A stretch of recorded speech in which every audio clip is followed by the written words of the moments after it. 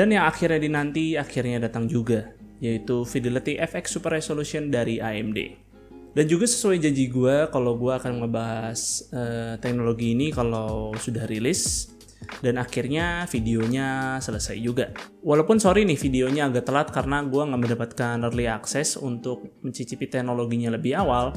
Jadinya gue sama seperti kalian baru mendapatkan patch game dan drivernya di tanggal 22 Juni jam 8 malam ya kalau nggak salah. Dan kayaknya sih juga NDA-nya baru diangkat pada waktu tersebut karena secara serentak banyak tech reviewer yang upload video pembahasannya. Nah, sebelum kita terjun ke pembahasan bagaimana Fidelity FX Super Resolution ini diimplementasikan, sebelumnya gua mau menjelaskan terlebih dahulu apa itu upscaling. Fidelity FX Super Resolution atau disingkat FSR itu merupakan salah satu dari teknologi upscaling yang ada pada game PC. Yap, salah satu karena sebelum FSR sudah ada beberapa teknologi yang eksis lebih dulu seperti contohnya dari kubu hijau yaitu Deep Learning Super Sampling atau disingkat DLSS yang mengandalkan machine learning dan juga sebuah core khusus untuk bisa diimplementasikan. Kemudian ada juga teknologi open standard yang dipakai oleh mayoritas game-game modern yaitu temporal upscaling. Dalam implementasinya, teknologi ini mengandalkan motion vector dan juga informasi dari frame sebelumnya. Kemudian yang terakhir dan juga paling basic adalah bilinear upscaling yang hanya menggunakan teknik spatial upscaling. Contohnya seperti kalian main game dengan resolusi 720p di monitor 1080p dan secara otomatis game akan menyesuaikan dengan resolusi monitor kalian. Atau yang paling sederhana adalah nge-resize foto di Photoshop. Ya, pokoknya bilinear upscaling ini cukup basic dalam hal raster. Nah, FSR ini berbeda dengan teknologi upscaling yang sudah ada. FSR ini tidak mengandalkan machine learning atau AI, begitu juga dengan motion vector atau informasi dari frame sebelumnya. FSR hanya berlandaskan dengan teknik spatial upscaling, seperti halnya bilinear upscaling. Nah, tetapi bedanya di sini AMD memberikan sebuah algoritma khusus agar FSR bisa bekerja lebih baik. Tentu karena menggunakan teknik spatial upscaling, teknologi ini akan sangat mudah diimplementasikan oleh developer ke dalam game-game mereka. Tidak seperti teknologi upscaling lainnya menggunakan teknik berbeda. Dan juga pastinya mendukung variasi hardware yang luas, seperti dari AMD mulai dari RX 400 series hingga RX 6000 series. Begitu juga seluruh line-up Ryzen APU. Dan sesuai janji AMD juga kalau teknologi ini akan terbuka untuk kompetitor mereka, di mana teknologi ini juga didukung pada GPU sekelas GTX 10 series hingga RTX 30 series. Maka dari itu nantinya gue akan tes ke GPU dari keduanya, yang mana AMD gue akan menggunakan RX 6700 XT dan Nvidia gue menggunakan RTX 2060. Dan sorry nih, gue nggak pakai GTX 1060 atau RX 580 karena gue sendiri memang nggak punya GPU-nya. Tetapi nanti gue tetap akan tes FSR di Ryzen APU yaitu Ryzen 3 3200U yang digunakan oleh laptop gue sendiri. Nah, tapi sebelum benchmark-benchmarkan, gue ingin kalian lihat dulu bagaimana kualitas dari FSR ini diimplementasikan. Di sini AMD memberikan 4 settingan FSR, yaitu ada Ultra Quality, Quality, Balance, dan Performance. Tiap-tiap settingan memiliki resolution scale-nya masing-masing yang lebih detailnya bisa dilihat pada tabel berikut. Tapi sayangnya gue nggak bisa tes 4K karena monitor gue cuma 1440p resolusi maksimalnya. Kemudian gue akan tes di 4 game, yaitu ada Godfall, King's Hunt yang masih dalam tahap alpha, kemudian The Riftbreaker demo juga masih dalam tahap beta, dan untungnya Dota 2 yang baru aja dapat update FSR di tanggal 24, jadi gue bisa tes game tersebut. Oke, ini dia hasil FSR di tiap settingannya. Dimulai dari game Godfall. Pada Ultra Quality dan Quality terlihat perbedaannya cukup minim ya, dan baru kerasa bedanya mulai dari settingan balance ke performance. Jika gue zoom ke bagian armor, memang mulai dari Ultra Quality saja terlihat kalau detail teksturnya sedikit menurun jika dibandingkan natif. Tetapi setidaknya masih dalam batas toleransi, begitu juga dengan settingan Quality. Namun mulai dari settingan balance, trade-off yang cukup besar terjadi pada detail armor. Apalagi performance yang mulai terlihat efek flickering yang mungkin dikarenakan pada setting ini resolusi internalnya ada di 720p, yang mana cukup jauh dari resolusi natif monitor gua. Kemudian kalau kita lihat detail pepohonan, di sini mulai dari Ultra Quality saja efek flickering mulai sedikit-sedikit terlihat. Ya walaupun juga kalian nggak bakal notice sih. Nah mulai dari balance, detail pepohonan semakin memburuk akibat efek flickering. Dan semakin buruk lagi pada settingan performance yang tanpa zoom saja bisa dinotis dengan mudah. Nah kita lihat FSR di game lainnya yaitu King's Hunt. Pada natif saja game ini agak blurry ya, khususnya model karakter utama yang lebih ngeblur dari objek-objek lainnya. Mungkin efek motion blur atau depth of field yang ngaco kali ya. Ya sekali lagi ini game masih dalam tahap alpha, jadi ya gua maklumin aja lah. Menariknya pada game ini ultra quality dan quality benar-benar hampir identik dengan resolusi natif. Dan kalau nggak notice amat sih, bedanya tuh dikit banget lah. Dan tentu sama seperti game sebelumnya, mulai dari balance, perbedaan yang signifikan mulai terasa. Tetapi entah kenapa ya, detail bangunan bisa sangat terjaga hingga settingan balance pada game ini. Kekurangan FSR pada game ini terlihat keanehan pada efek asap yang mulai nampak pada ultra quality dan semakin buruk pada settingan di bawahnya. Pada game ini sih gua rasa FSR bekerja lebih baik dibandingkan game Godfall. Tetapi hal tersebut juga dikarenakan game ini tidak memiliki variasi objek yang banyak. Jadi trade-off yang dilakukan FSR tidak begitu terasa akibat variasi objek yang cukup monoton juga sih. Kemudian kita ke game selanjutnya yaitu The Rift Breaker Demo.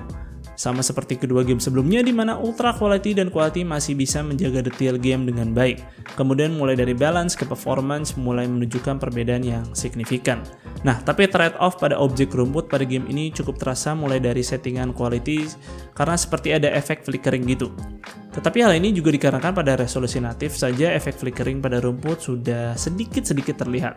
Mungkin juga akibat efek bayangan ya yang ada pada objek tersebut membuat efek flickering semakin terlihat khususnya pada resolusi rendah. Nah, walaupun begitu sih detail pada objek-objek lainnya masih cukup terjaga pada settingan quality. Terakhir pada game Dota 2 yang baru saja mendapatkan update FSR. Nah, Dota 2 ini, dia cara settingnya tuh beda dari game-game sebelumnya, di mana Dota 2 nggak menggunakan metode preset yang jumlahnya ada 4, melainkan langsung menggunakan slider untuk menentukan resolution scale. Dan untuk mengaktifkan FSR-nya juga anti-aliasing harus nyala, karena kalau tidak nantinya hanya menggunakan teknik upscaling biasa. Nah, sesuai dengan persentasenya di sini berarti beberapa persen dari resolusi natif. Maka dari itu gue akan tes pada dua resolution scale saja, yaitu 75% dan 50%, yang berarti kalau berdasarkan resolusi natif monitor gue, yaitu tepatnya di 75% itu 1080p dan 50% itu di 720p. Karakteristiknya sih masih sama dengan game-game sebelumnya, yang mana kalau render scale-nya rendah, trade-off-nya cukup terasa. Namun Dota 2 sendiri menggunakan teknik anti-aliasing yang gua rasa sendiri kurang baik ya, yang mana objek-objek bergerak tuh terlihat punya edge yang kurang smooth ketimbang objek-objek yang diam. Dan gua rasa sih cukup maklum ya, karena game ini juga rilisnya udah lama dan tentu teknik anti-aliasing yang lama seperti efek CA masih digunakan pada game seperti ini. Maka dari itu edge makin terlihat kurang baik ketika render scale-nya semakin turun juga. Tapi FSR sendiri gua rasa sudah cukup baik menjaga detail environment khususnya pada objek-objek yang tidak bergerak. Kalau di resolusi 1080p seperti apa jadinya? Ya sama juga sih, gua rasa di bawah settingan quality, trade-off-nya yang paling kerasa. Kemudian bagaimana dengan performanya? Tentu FSR memberikan peningkatan performa jika dibandingkan menggunakan resolusi natif.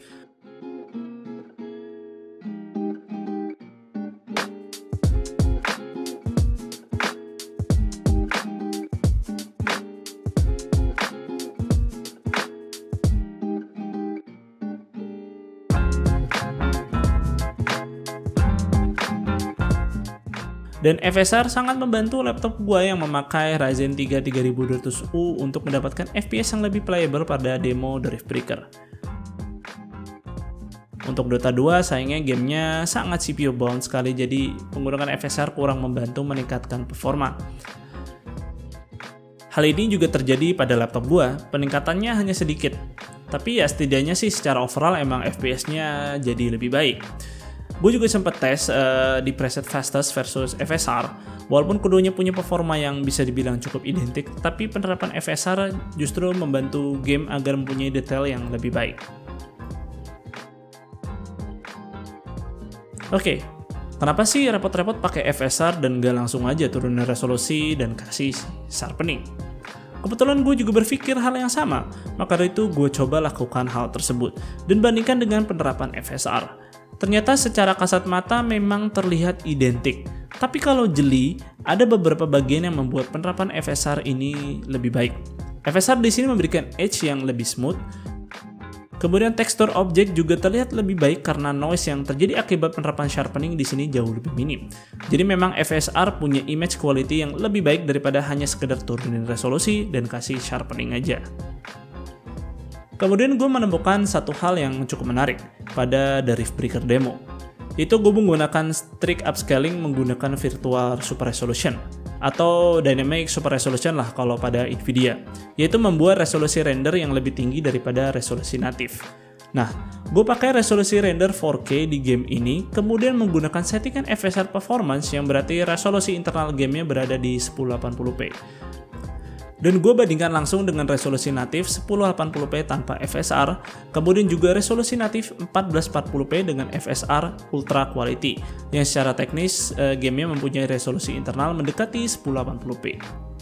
Dan hasilnya upscale ke 4K kemudian FSR performance ternyata hasilnya jauh lebih baik. Teksturnya jauh lebih detail dan ternyata juga punya performa yang identik dengan 1080p natif. Oke, jadi itu dia implementasi FSR. Secara overall sih menurut gua AMD sudah cukup baik ya mengimplementasikan FSR ini di tahap awal. Cuma memang untuk saat ini menurut gua agak kurang worth it untuk menggunakan FSR di settingan balance dan performance. Kecuali ya jika kalian tidak mempermasalahkan trade-off yang dilakukan dan lebih mementingkan performa FPS. Tapi malah justru di beberapa kasus FSR balance atau performance malah membantu memberikan visual yang lebih baik ketimbang harus menurunkan kualitas grafis. Kemudian muncul pertanyaan kenapa sih AMD tidak menggunakan teknologi upscaling terbaik yang sudah eksis untuk saat ini, seperti memanfaatkan machine learning agar bisa berkompetisi dengan kubu sebelah. Machine learning itu butuh waktu untuk training. Dan data yang diolah juga cukup banyak yang jumlahnya bisa mencapai ratusan atau mungkin lebih. Jadi dari developernya sendiri, mereka harus memberikan referensi frame by frame dari game milik mereka untuk bisa di-training ke dalam machine learning. Jadi walaupun superior, implementasinya itu memakan waktu dan resource yang tidak sedikit. Nah, ini adalah hal yang tidak bisa dilakukan oleh semua developer, khususnya developer pada studio-studio game kecil, yang pasti resource-nya akan difokuskan ke hal yang lebih diprioritaskan. Apa yang AMD coba lakukan di sini adalah memberikan teknologi upscaling yang mudah digunakan oleh berbagai developer. Dan berdasarkan interview developer yang dipost oleh AMD, mereka mengatakan kalau implementasi FSR ini itu straightforward alias gampang, tidak perlu banyak tweak pada engine-nya sendiri. Dan salah satu developer mengatakan implementasi FSR ini bisa dilakukan dalam waktu sehari aja. Dan bahkan mereka bukanlah developer dari studio game yang besar. Jadi menurut gue cara AMD sih sudah benar ya dengan memberikan teknologi yang terbaik dan yang bisa digunakan oleh seluruh variasi hardware yang ada. Dan kita hanya tinggal menunggu saja dan gue rasa sih tidak lama ya agar FSR ini bisa banyak digunakan oleh game-game. Karena sekali lagi FSR ini open source yang berarti siapapun bisa mengimplementasikan teknologi ini secara bebas. Dan juga nantinya akan terus berkembang oleh tangan-tangan developer yang ikut berkontribusi. Segitu aja untuk videonya kali ini, semoga video ini bermanfaat untuk kalian. Jika kalian berkenan, like dan share video ini, dan jangan lupa subscribe channel gue jika kalian gak mau ketinggalan konten dari gue. Dan jangan lupa follow Suka IT di Instagram dengan nama @suka_IT. Gue Fadil dari Suka IT pamit undur diri, see you on the next video.